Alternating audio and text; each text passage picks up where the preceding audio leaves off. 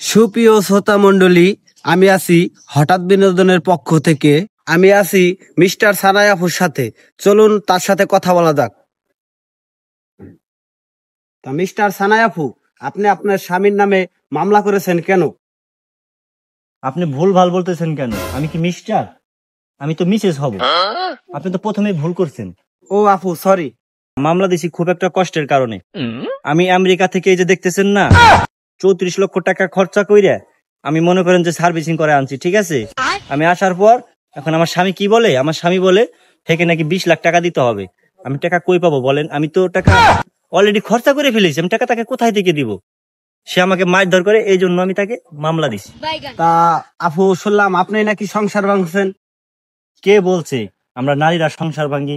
আমরা নারীরা গায়িকা হই, সিনেমা করি, যাই করি, সংসার করি, আমরা নারীরা কখনোই সংসার ভাঙতে চাই না। এটা আপনি ভুল শুনেছেন। আমরা নারীরা চাই সবসময় স্বামীর সংসার করার জন্য। তা আপু, সবই তো শুনলাম। তা আপনার স্বামীর জন্য কিরকম বিচার চান? আমি হাত জোর করে বলতেছি, আমার স্বামীকে আইনের আওতায় আনা হোক। তাকে সুষ্ঠু যে বিচারটা আসে, সে আমার পর অনেক নির্যাতন করছে, আমি সেই বিচারটা চাই।